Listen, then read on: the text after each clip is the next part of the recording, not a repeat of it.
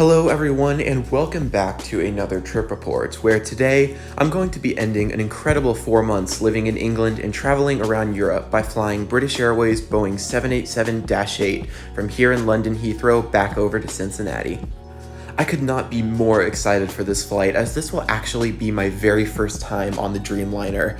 I've been trying to get on one for quite a while now, and luckily the aircraft operating the Heathrow to Cincinnati route switched from the 777 while I was here, so I get to experience both aircraft.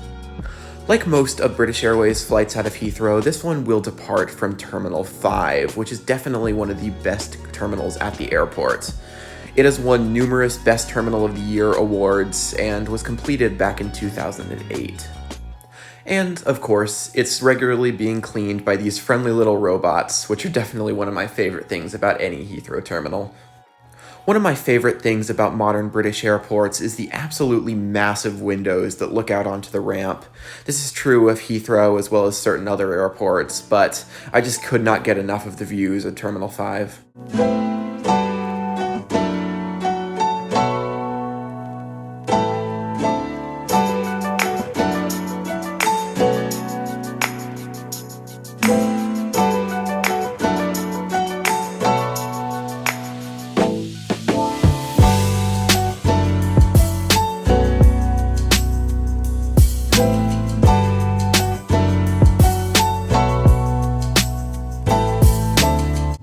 Before long, though, it was already time to head to our gate. Terminal 5's concourses are connected underground via a high-speed train, which was quick and easy, aside from a few levels of escalators we had to go up and down. The flight would be departing from Terminal 5B today, which is one of the 2 satellite concourses at Terminal 5.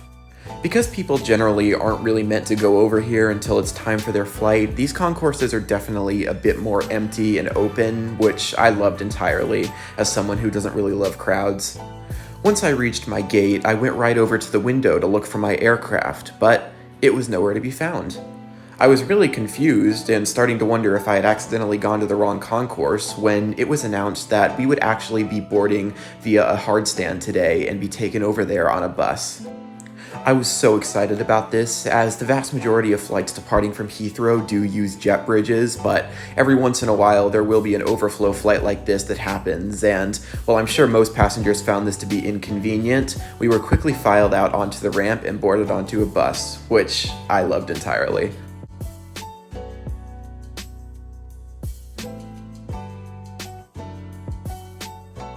Before long, though, we made it over to the gate where our aircraft was parked. I was so excited to be boarding a 787 from the ramp, as that's an opportunity that does not come up often. It was so cool looking into the massive engine, although I will say it was a little inconvenient with my carry-on bags having to go up all those stairs. Once on board, I was met with a pretty standard British Airways cabin. The 787 was built back in 2015, so it wasn't super old, but I don't think the cabin had been updated since then, so it was certainly showing some signs of age. Before long, though, I found my seats, and it was time to begin our pushback and taxi out to the runway. Smoke detectors in them. I'm going to put my seatbelt on. I had a banana. Personal devices should have the flight safe mode feature enabled now. We're taking off, mum. I love you. Handheld devices must be held securely or placed into a pocket. Large devices, including laptops.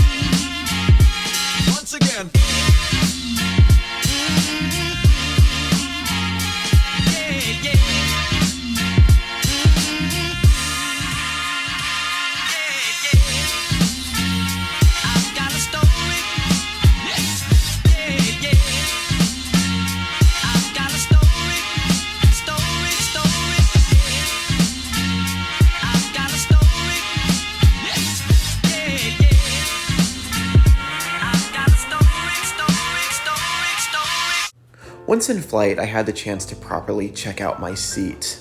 As I said earlier, this aircraft was definitely showing signs of its age. As you can see there, the IFE still utilizes a remote, which is something you don't see on a lot of newer aircraft. The tray table was pretty standard along with the rest of the seat, and we were given a very basic amenity kit with things like headphones, a pillow, and a blanket. That being said, I did really like the design of the pillow, which featured some small little propellers on it, which I thought was really neat. The seat itself was definitely comfortable. I did really like the stitching on it. It was very nice, but my favorite part about it was this headrest, which was super comfortable, and I was really not expecting. The windows actually don't feature window shades, something we'll go into a little later, but for the time being, let's check out the IFE, which again, as I said, was definitely showing signs of age.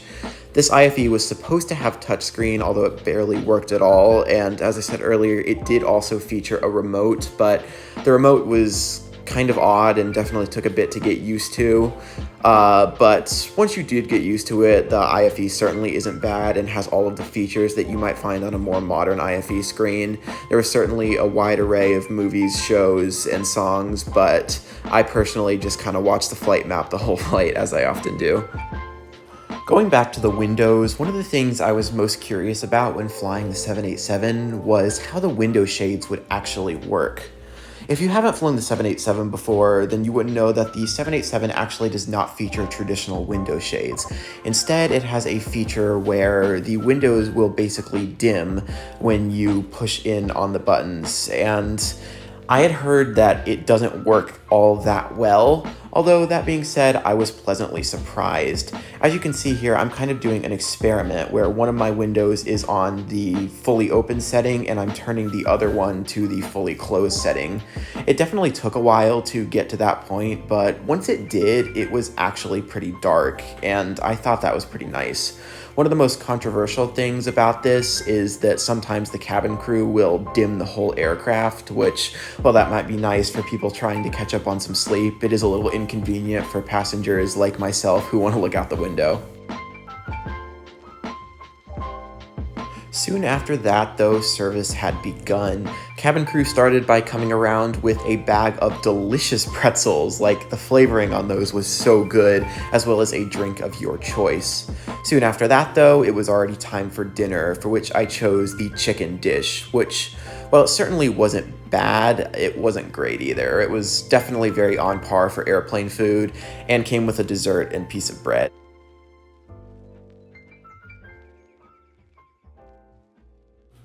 After dinner, it's time for a loo review.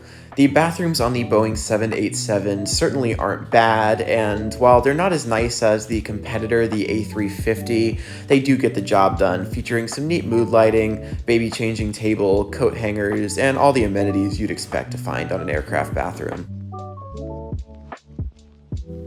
As the flight went on, since this was a daytime flight, I didn't really get any sleep, so I decided to finally get around to watching the Super Mario Bros. Movie, which is something I've been meaning to do for a long time.